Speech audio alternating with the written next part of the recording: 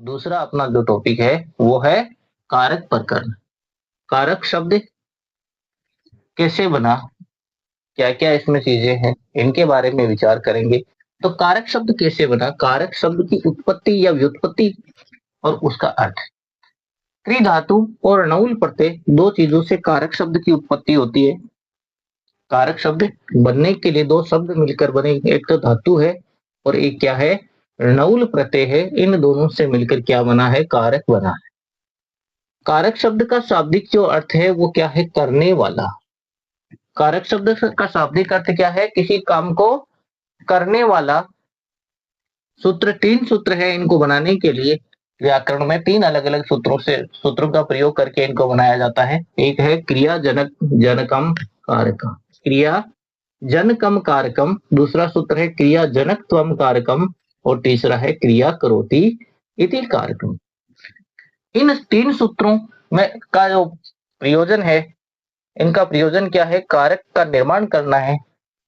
और कैसे, अर्थात ऐसे शब्द जो क्रिया के साथ जिनका कोई प्रत्यक्ष संबंध स्थापित होता है वो क्या कहलाता है, कारक। क्रिया के साथ जिनका प्रत्यक्ष संबंध स्थापित होता है वो क्या कहलाते हैं, कारक कहलाते हैं। क्रिया कोई भी है, उसके साथ संबंध है, जैसे क्रि धातु है, धातु का क्रि धातु है और धातु ही क्या है, क्रिया है। अब धातु क्रिया है तो किसी भी कर्ता का या कर्म का जो संबंध है वो बताने के लिए जिस शब्द का प्रयोग किया जाता है उसे हम क्या कहते हैं, उसे हम कारक कहते हैं। उसे हम क्या कहते हैं, उसे हम कारक कहते हैं।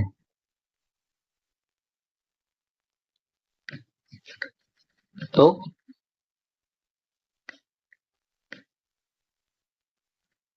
क्रिया के साथ, क्रिया के साथ जिनका प्रत्यक्ष संबंध हो, क्रिया के साथ जिनका प्रत्यक्ष संबंध हो वो कारक। तीनों बातों से एक ही अर्थ निकलता है कि क्रिया के साथ जिनका सीधा संबंध हो, प्रत्यक्ष संबंध हो, उसे हम क्या कहते हैं, उसे हम कारक कहते हैं। अब एक उदाहरण में सारे कारक शामिल हो सकते हैं, किस प्रकार हो सकते हैं वो हम देखेंगे अभी। पहले ये देखते हैं कि जो कारक है उसका, उसकी उत्पत्ति और उसका अर्थ जो है किस प्रकार से बना। तो क्रि धातु णउल प्रत्यय से मिलकर क्या बना, कारक बने। कारक का शाब्दिक अर्थ क्या है, किसी काम को करने वाला, यानी करने वाला। पहला सूत्र है क्रिया जनकम कारकम, दूसरा है क्रिया जनक त्वम कारकम, क्रिया जनक त्वम कारकम। और 3 नंबर जो सूत्र है क्रिया करोति इति कारकम, क्रिया करोति इति कारकम। और अगर बात करें हम अपनी भाषा में, साधारण भाषा में, तो क्या होता है, क्रिया के साथ, क्रिया के साथ जिनका प्रत्यक्ष संबंध हो वो क्या कहलाते हैं, वो कारक है। क्रिया के साथ जिनका प्रत्यक्ष संबंध हो वो क्या कहलाते हैं, वो कारक है। क्रिया के साथ जिनका सीधा संबंध हो वो कारक है। क्रिया के साथ जिनका सीधा संबंध हो वो क्या है, तो वो कारक है। अब कारक को हम एक आधार के रूप में पढ़ेंगे, सारे कारक किस प्रकार से होंगे, कौन कौन से कारक हैं, तो उनके बारे में विचार करेंगे। चर्चा, एक उदाहरण से संपूर्ण कारकों को समझने की कोशिश करेंगे। पहला काम तो है एक उदाहरण से संपूर्ण कारकों को समझने का प्रयास करेंगे। क्या उदाहरण है और किस प्रकार से कारक बने हैं। एक उदाहरण है मनुष्य, जैसे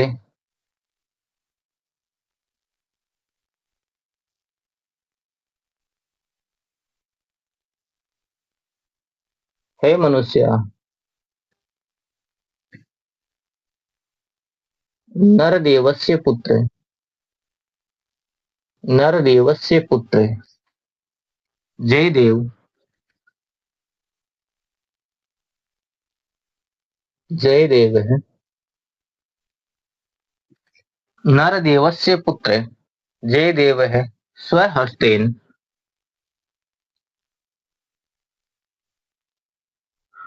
स्वहस्तेन कोशात कोशात निर्धनब्बे निर्धनब्बे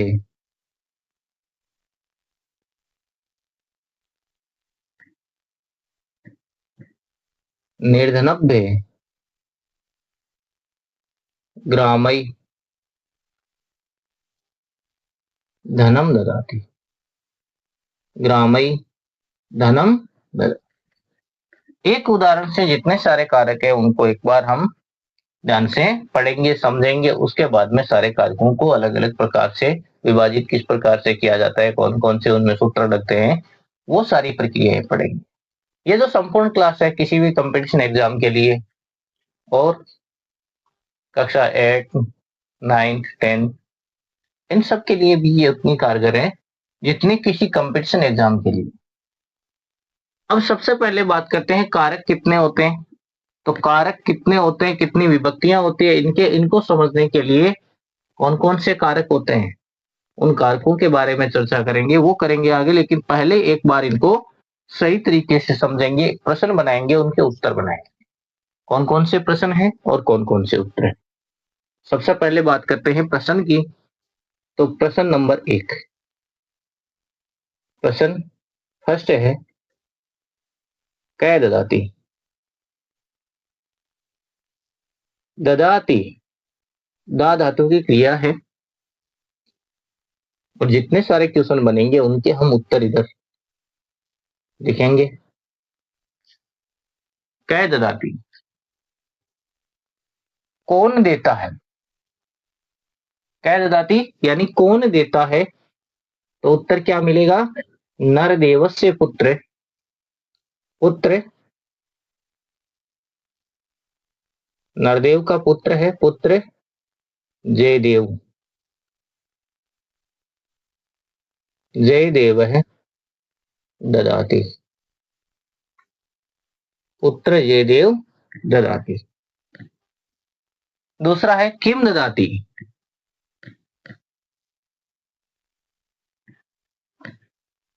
किम ददाती क्या देता है, क्या देता है, धनम ददाती धन देता है धनम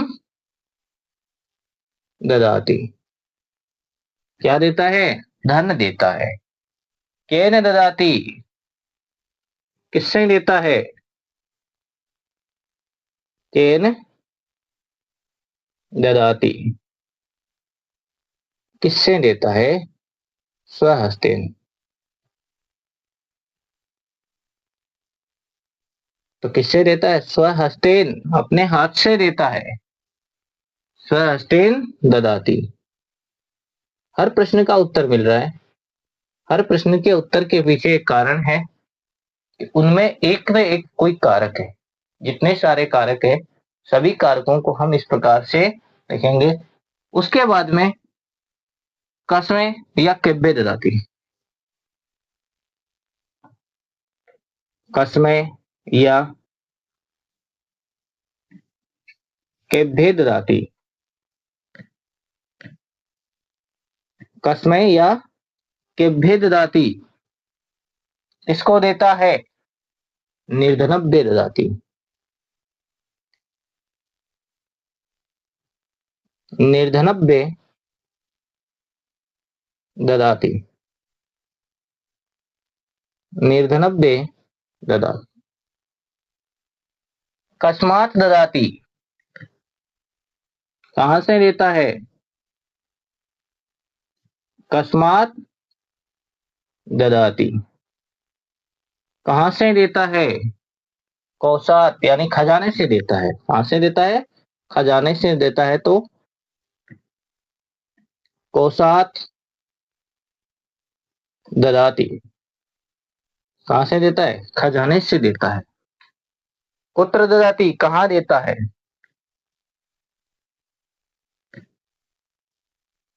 कुत्र ददाति। कहाँ पे देता है? तो कहाँ पे देता है? ग्रामे ददाति, गांव में देता है। ग्रामे ददाति। अगर आपने कारक थोड़े बहुत भी पहले पढ़ रखे हैं, उनके बारे में थोड़ी बहुत भी जानकारी है, तो सारे प्रश्नों के उत्तर मिल जाएंगे। है कस्य ददाति। अब कुछ ऐसे क्वेश्चन है जो यहाँ से ऊपर से सोल्व होंगे। तो सबसे पहले बात करते हैं कितने कारक थे और इन कारकों की संख्या कितनी होगी। जितने प्रश्न है, जितने उत्तर है, उतने ही कारक है। कितने प्रश्न है?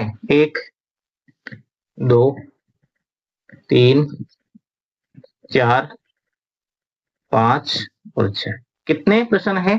6 प्रश्न है। तो कारकों की संख्या कितनी हो गई?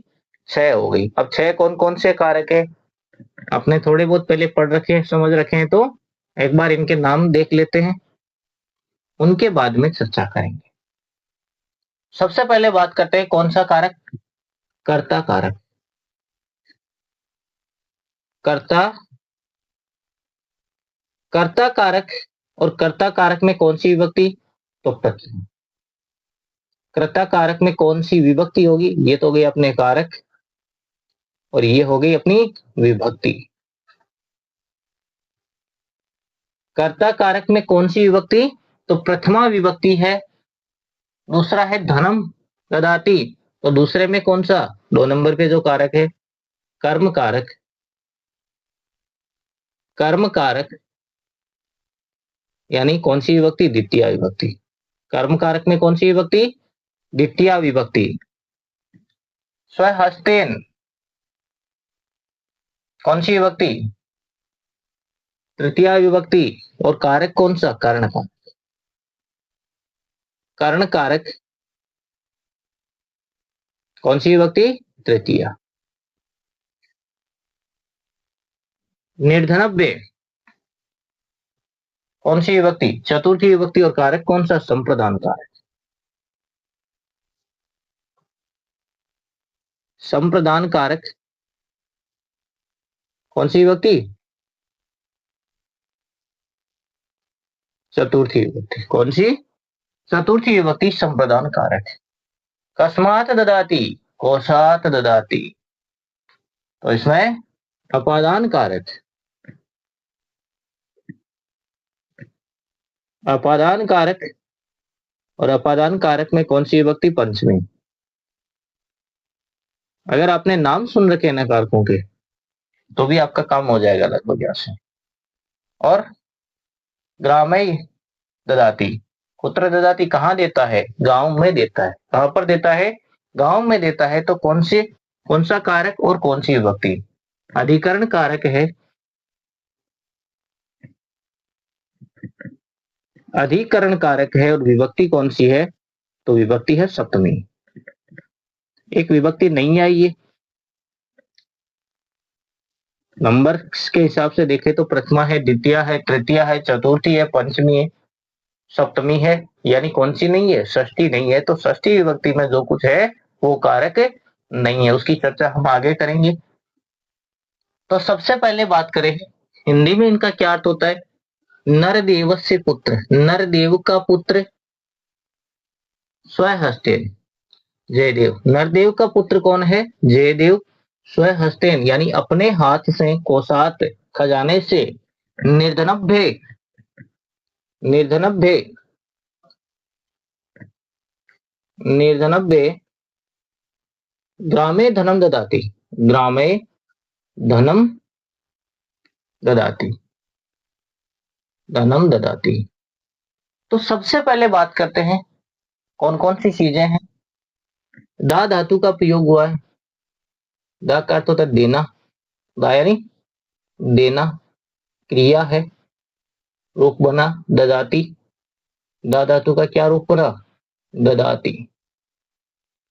कौन सा पुरुष है, कौन सा वचन है, कौन सा लकार है? देता है तो काल कौन सा है? वर्तमान काल है। वर्तमान काल में कौन से लकार का प्रयोग करते हैं?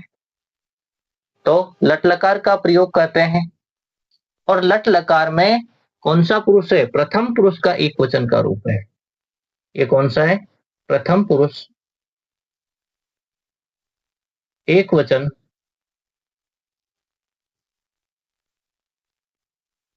प्रथम पुरुष एक वचन कौन सा लकार? लट लकार।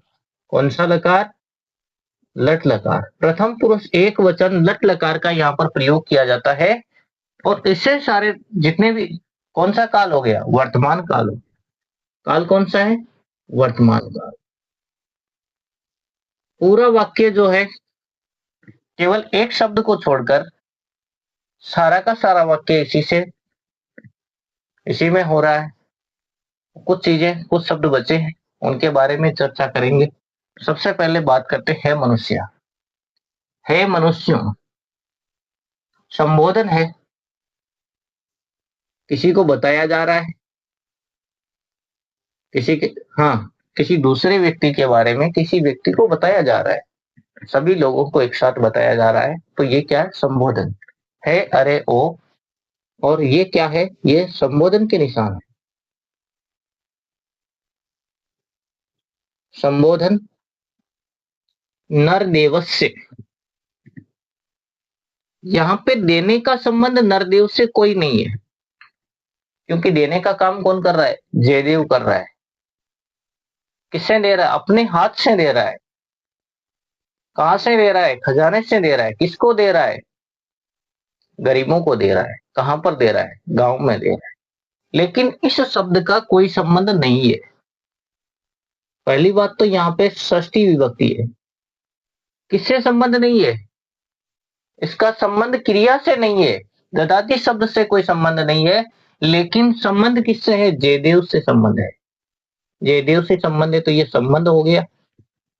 और संबंध में कौन सी विभक्ति आएगी? तो संबंध में षष्ठी विभक्ति आएगी। उनकी चर्चा हम करने वाले। कौन कौन सी विभक्तियां आएगी, किस प्रकार से आएगी और क्यों आएगी, सारे कारण सहित हम पूरी चर्चा करेंगे।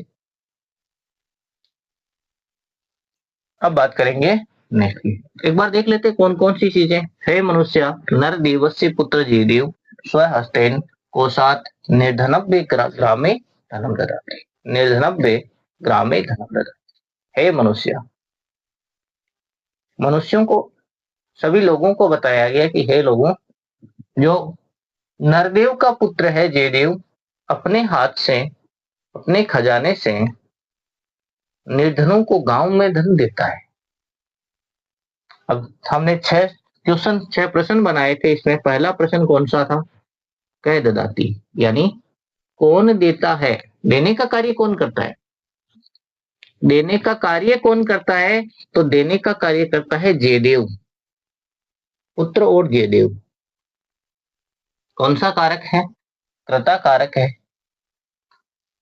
उसके बाद में किम ददाती, क्या देता है? धनम ददाती, क्या देता है? धन देता है। ये रहा धनम ददाती, क्या देता है? धन देता है। तो कौन सा कारक? कर्म कारक। और कर्म कारक में कौन सी विभक्ति? द्वितीय विभक्ति है। उसके बाद में केन ददाती, किसको देता है? स्वहस्तेन ददाती, किससे देता है? स्वहस्तेन ददाती, अपने हाथ से देता है। किससे देता है? अपने हाथ से देता है। इसलिए कौन सा कारक? कर्ण कारक है। और कर्ण कारक में कौन सी विभक्ति है? तृतीय विभक्ति है। कर्ण कारक में कौन सी विभक्ति? तो कर्ण कारक में तृतीय विभक्ति है। और उसके बाद में कसमे या केभ्य ददाती, किसको देता है? धन देता है। तो किसको देता है? यहाँ पे लिखा हुआ है स्वहस्तेन कोशात निर्धनव्य, किसको देता है? निर्धनों को देता है।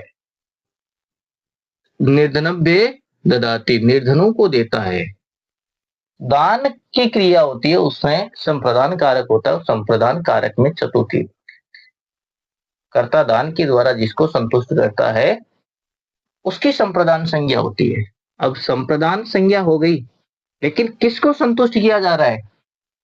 निर्धनों को धन देगा तो निर्धन संतुष्ट होंगे। तो निर्धनों में कौन सा कारक है? संप्रदान संज्ञा हो गई और संप्रदान में चतुर्थी विभक्ति। अगला है कस्मात ददाति, कहां से देता है? दो चीजें हैं, दो चीजें एक साथ है, उनमें से एक अलग हो जाए तो जो चली जाए वो तो कर्म, जो बच गई जो अपनी जगह पे स्थिर है उसकी अपादान संज्ञा होती है। ऐसी वस्तु, दो वस्तुओं में से एक वस्तु अगर अलग हो जाए और जो वस्तु अपनी जगह पे स्थिर है उसकी क्या हो जाती है, अपादान संज्ञा हो जाती है। उसने धन दिया है कि कोष दिया है, खजाना तो नहीं दिया है, खजाने से निकाल के धन दिया है, तो संप्रदान सॉरी अपादान संज्ञा किसकी होगी, कोषात, खजाने की अपादान संज्ञा होगी। और अपादान में कौन सी विभक्ति आएगी, तो अपादान में पंचमी विभक्ति का प्रयोग होगा। कुत्र ददाति, कहाँ देता है। आधारो अधिकरणम सूत्र के द्वारा आधार की अधिकरण संज्ञा होती है ग्रामे ददाति, गांव में देता है। कहाँ देता है, गांव में देता है। तो अधिकरण कारक है गांव शब्द में, और कौन सी विभक्ति, सप्तमी विभक्ति। सप्तमी अधिकरण के सूत्र के द्वारा किसमें क्या हो जाता है, सप्तमी विभक्ति का प्रयोग होता है।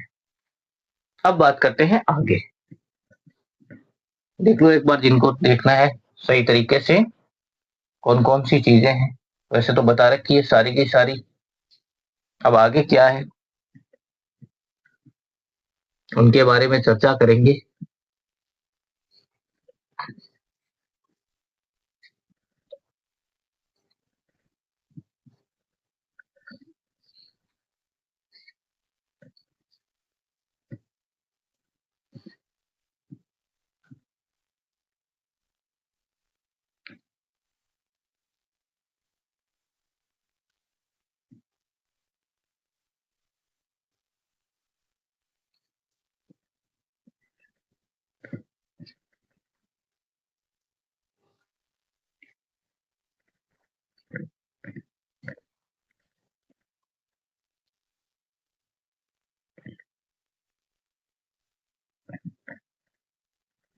अब बात करते हैं आगे की बात। हमने वैसे तो साधारणतः यह पढ़ लिया है कि कारकों की संख्या कितनी है, लेकिन फिर भी एक बार चर्चा करेंगे कारकों की संख्या। कारकों की संख्या यानी कितने कारक है, तो इनके लिए एक पूरा श्लोक है। कर्ता कर्म च करणम, कर्ता कर्म च करणम संप्रदाने तथ्येव च, सॉरी,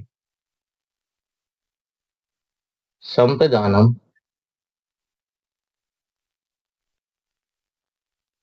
तथ्येव च आधारो अपादान अधिकरणम इत्याहु।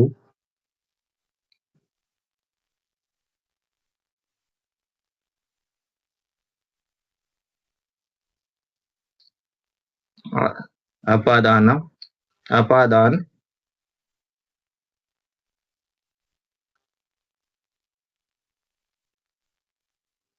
अधिकरणम मिथ्याहु।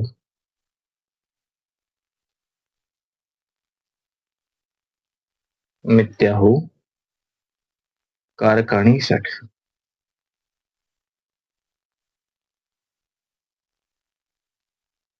कारकाणि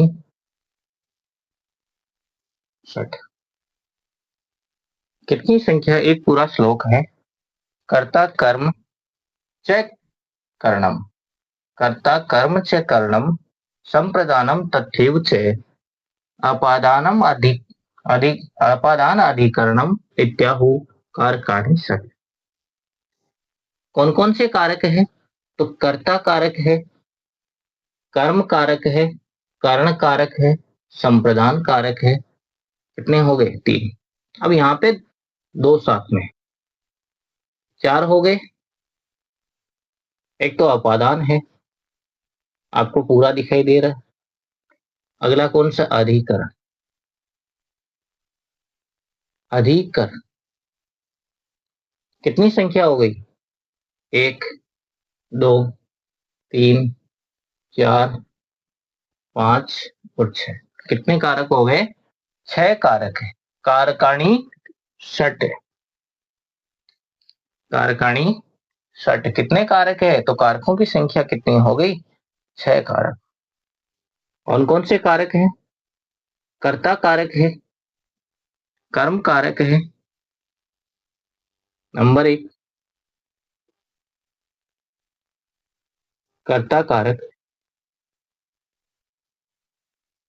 नंबर दो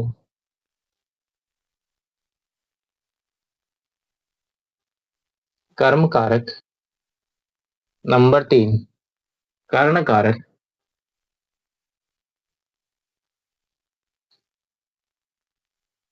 नंबर चार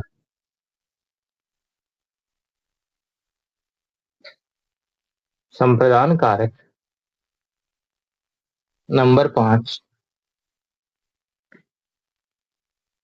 अपादान कारक,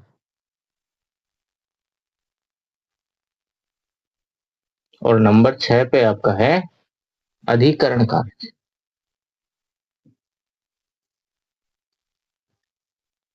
अधिकरण कारक, तो कारकों की संख्या कितनी है? कारकों की संख्या है छह। तो कुछ चीजें बच गई है, कौन कौन सी? एक तो संबंध और एक संबोधन।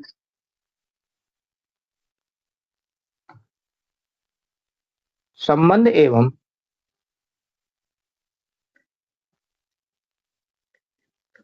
संबोधन को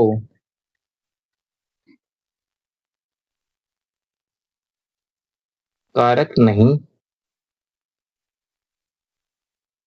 माना गया। संबंध एवं संबोधन को कारक नहीं माना गया है, कारण क्या है? सबसे पहले बात करते हैं संबंध की।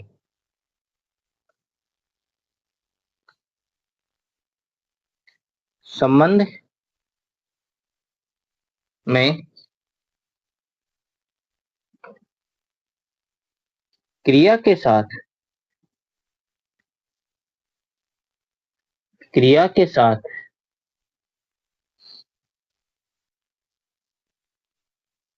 सीधा संबंध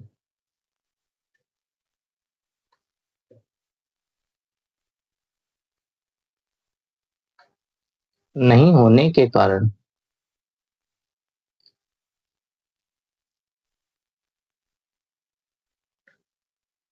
नहीं होने के कारण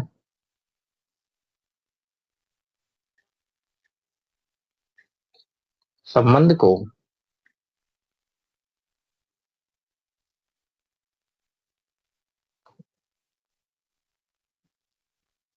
कारक नहीं माना गया। संबंध को कारक क्यों नहीं माना गया है? क्योंकि इसका क्रिया के साथ किसी भी प्रकार से सीधा संबंध नहीं होता है, इसीलिए इसको कारक की श्रेणी में नहीं रखा जाता है। और दूसरा क्या है अपना? संबोधन।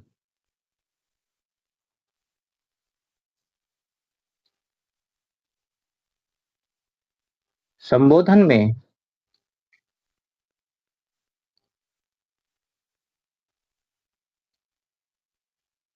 प्रथमा विभक्ति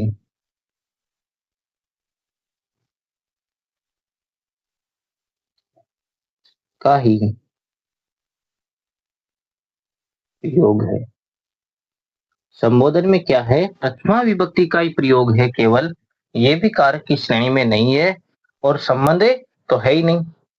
इन दोनों को मूल कारकों में नहीं माना जाता। किसी को नहीं माना जाता? एक तो संबंध को और दूसरा संबोधन को, इन दोनों को कारक की श्रेणी में नहीं रखा जाता है।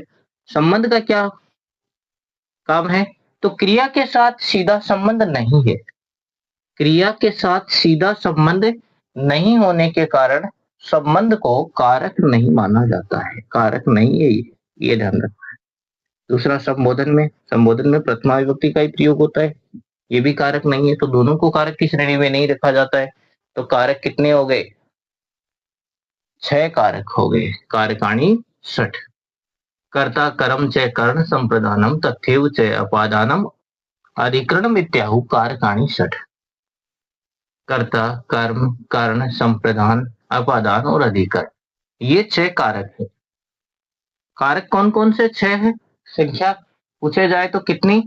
कारकाणी षट, तो कारकों की संख्या कितनी हो गई? 6 हो गई। कारकों की संख्या कितनी है?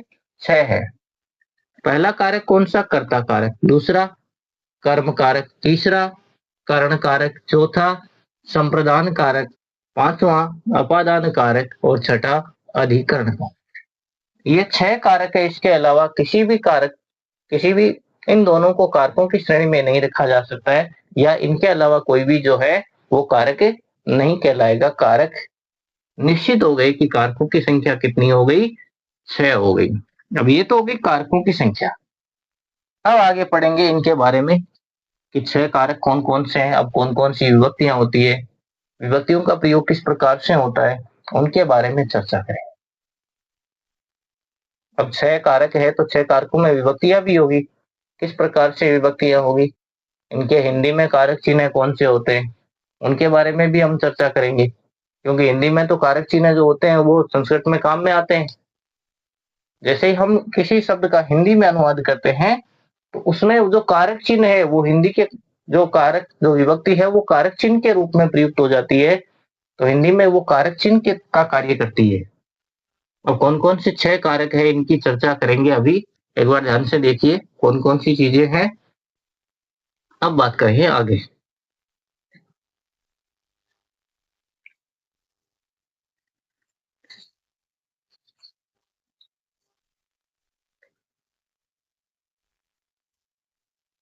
तो सबसे पहले बात करते हैं कि कौन सा कारक है, उसमें कौन सी विभक्ति है और उसका कारक चिन्ह क्या है।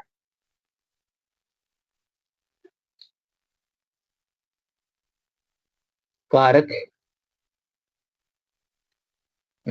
विभक्ति और कारक चिन्ह।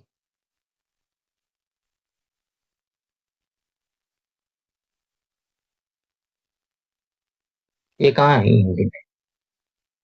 ये संस्कृत में नहीं है, लेकिन इनको समझने के लिए इनका प्रयोग किया जाता है।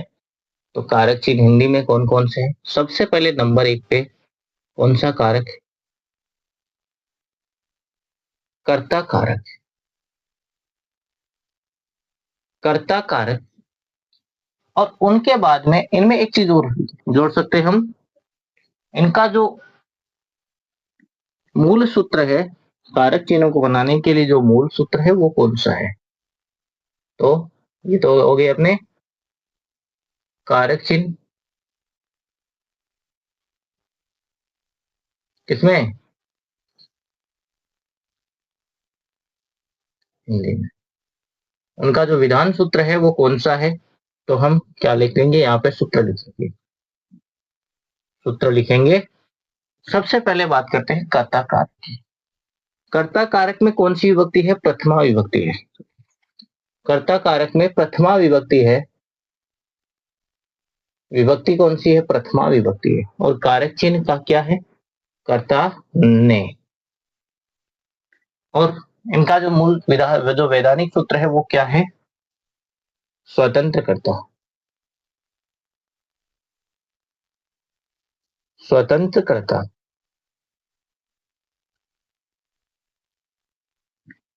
दूसरा है नंबर 2 कर्म कारक। कर्म कारक में द्वितीय विभक्ति है। कौन सी है? द्वितीय विभक्ति है। और कारक चिन्ह क्या है हिंदी में? तो को। और जो इनका वैधानिक सूत्र है वो क्या हो गया? कर्तुर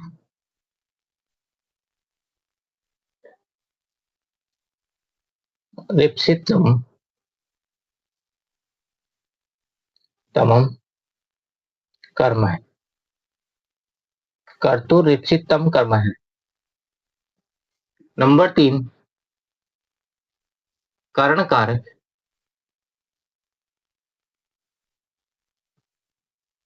कर्ण कारक विभक्ति तृतीय।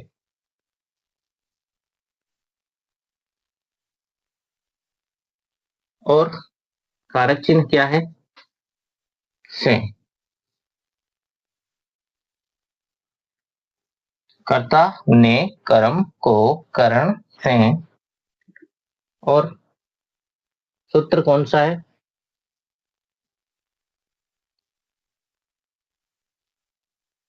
साधकतमम कर्ण। साधकतमम कर्ण। अब बात करते हैं 4 नंबर सूत्र की।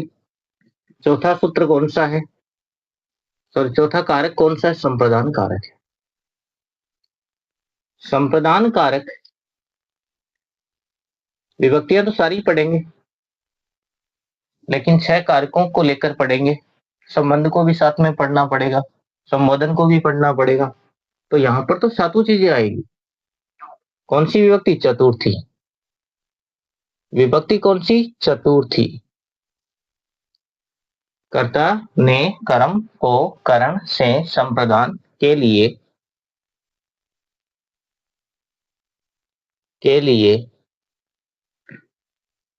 कारक चिन्ह क्या हो गया? के लिए। और सूत्र क्या है? कर्मणा।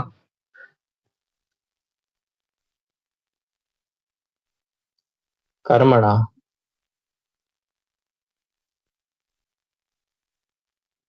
यम अभिप्रेति। कर्मणा यम अभिप्रेति से संप्रदान।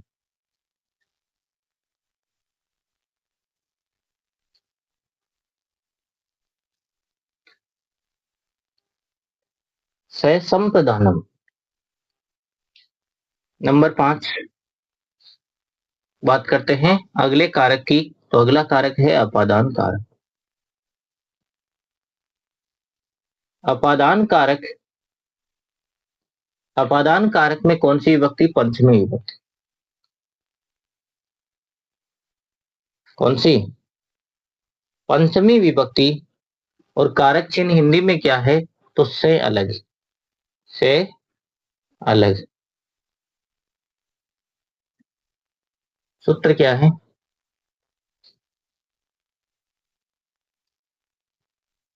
ध्रुवम अपायो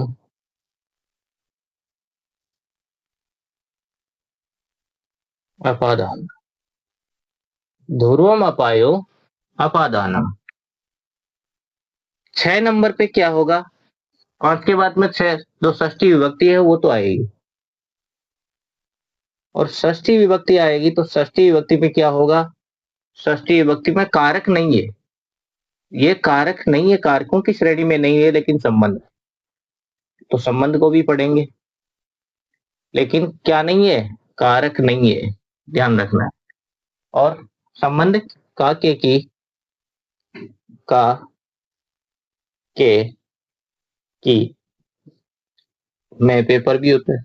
अब संबंध में कोई सूत्र विशेष है नहीं, तो यहाँ पर कोई सूत्र नहीं है।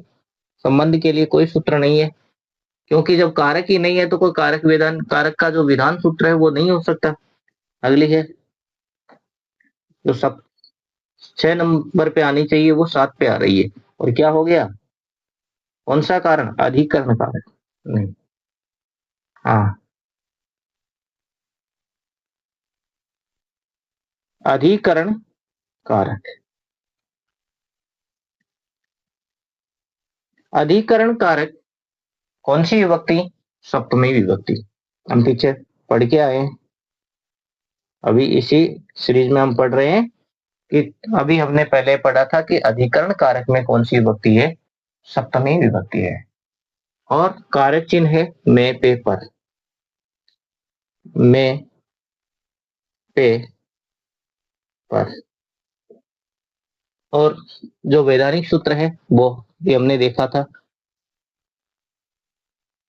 आधारो अधिकरण। आधारो अधिकरणम सूत्र के द्वारा क्या हो जाता है? शब्दों की अधिकरण संज्ञा हो जाती है, और अधिकरण शब्द में सप्तमी विभक्ति का प्रयोग होता है। नंबर 8 पे हम ध्यान देने वाली चीज है, क्या है? संबोधन। सप्तमी के बाद में संबोधन। कोई कारक नहीं है। विभक्ति कौन सी है इसमें? तो प्रथमा विभक्ति का प्रयोग होगा। क्या होगा, प्रथमा विभक्ति का प्रयोग होगा। और कारक चिन्ह है, अरे, वो कोई सूत्र नहीं है। जब कोई कारक ही नहीं है तो सूत्र भी नहीं। तो ये तो हो गया अपना संबोधन कारक, जो संबोधन जो प्रथमा विभक्ति है यहां तक। अब हम इसके बारे में चर्चा करेंगे। सबसे पहले क्या था, कारक। तो कारक कितनी संख्या थी, 6 थी। कितने कारकों को पढ़ेंगे, 6 कारकों के बारे में चर्चा करेंगे। सबसे पहला कारक कौन सा है, कर्ता कारक। कर्ता कारक में कौन सी विभक्ति, प्रथमा विभक्ति। हिंदी में कारक चिन्ह क्या है, ने है। क्या है, ने है। और इनका जो वैधानिक सूत्र है, जो विधान करता है इसका, वो कौन सा है, वो है स्वतंत्र कर्ता।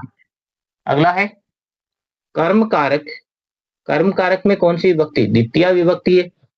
और कारक चिन्ह हिंदी में क्या है, को है। और सूत्र क्या है, कर्तुर इप्सितम कर्म है। कर्तुर इप्सितम कर्म है। उसके बाद में अगला 3 नंबर का जो कारक है वो है कर्ण कारक। कर्ण कारक में कौन सी विभक्ति, तृतीय विभक्ति है। कर्ण कारक में कौन सी विभक्ति है, तृतीय विभक्ति है। और कारक चिन्ह क्या है, से। कर्ता ने कर्म को कर्ण से। और सूत्र क्या है, साधकतम कारण। यानी किसी काम को करने के लिए जिस साधन का प्रयोग करता है, कर्ता जिस साधन का प्रयोग करता है उसे क्या कहते हैं, उसकी कर्ण संज्ञा हो जाती है। और कर्ण संज्ञा जिस शब्द की हो जाती है उसमें तृतीय विभक्ति का प्रयोग हो जाता है। उसके बाद में संप्रदान कारक है। 4 नंबर का जो कारक है, कौन सी विभक्ति, चतुर्थी विभक्ति। कारक चिन्ह के लिए कर्मणा यम अभिप्रेति स संप्रदानम। कर्मणा यम अभिप्रेति स संप्रदानम। यानी कर्ता जिसको दान के द्वारा खुश करता है, कर्ता दान के द्वारा जिसको प्रसन्न करता है उसकी संप्रदान संज्ञा होती है। कर्ता दान के द्वारा जिसको पसंद करता है उसकी संप्रदान संज्ञा होती है। और वैसे ही कर्ता क्रिया के द्वारा जिसको सबसे अधिक पसंद करता है उसकी कर्म संज्ञा होती है। कर्ता क्रिया के द्वारा जिसको सबसे अधिक पसंद करता है उसकी तो क्या होती है, कर्म संज्ञा होती है। और कर्ता दान के द्वारा अगर किसी को प्रसन्न करता है, किसी को खुश करता है, तो उसकी कौन सी होती है, संप्रदान संज्ञा होती है। इन दोनों बातों का आपको ध्यान रखना है कि कौन से में संप्रदान संज्ञा है और कौन से में कर्म संज्ञा है। अगला है अपादान कारक। पंचमी विभक्ति है, से अलग, यानी अलग होने के अर्थ में ध्रुवम अपायो अपादानम। ध्रुवम अपायो अपादानम। ध्रुवम अपायो अपादानम। पंचमी विभक्ति की बात करते हैं। संबंध कारक में कौन सी विभक्ति, नहीं सॉरी, अपादान कारक में कौन सी विभक्ति है, तो अपादान कारक में पंचमी विभक्ति है। और कारक चिन्ह क्या है, से अलग। से अलग, ध्रुवम अपायो अपादानम। जो ध्रुव से हट जाता है, दो वस्तुएं हैं अलग हो जाती है, जो ध्रुव से दूर हो जाती है, जो अपनी जगह से दूर हो जाती है, उसमें नहीं, जो अपनी जगह पर स्थिर है। ध्रुवम अपायो, जो अपने ध्रुव पर स्थित है उसकी अपादान संज्ञा होती है। उसके बाद में अधिकरण कारक, पहले कारकों की चर्चा करेंगे, उनके बारे में बाद में हम संबंध और जो संबोधन है उनके बारे में बात करेंगे। अधिकरण कारक की बात करें तो अधिकरण कारक में कौन सी विभक्ति है, सप्तमी विभक्ति है। कारक चिन्ह क्या है, मैं, पे, पर। मैं, पे, पर। और सूत्र क्या है, आधारो अधिकरणम। आधारो अधिकरणम सूत्र के द्वारा क्या हो जाती है, आधार की अधिकरण संज्ञा हो जाती है। कोई व्यक्ति जिस स्थान पे बैठा है, जिस स्थान पे खड़ा है, जैसे मैं अपनी जिस जगह पे खड़ा हूं, पैरों के नीचे चटाई है या फर्श है, उसकी क्या होगी, उसकी अधिकरण संज्ञा होगी। और जिसकी अधिकरण संज्ञा हो जाती है उसमें कौन सी विभक्ति हो जाती है, सप्तमी विभक्ति हो जाती है। ये तो हो गए अपने 6 कारक। अब बात करते हैं संबंध की। दो वस्तुओं के बीच संबंध बताने के लिए जिस विभक्ति का प्रयोग किया जाता है वो विभक्ति है षष्ठी।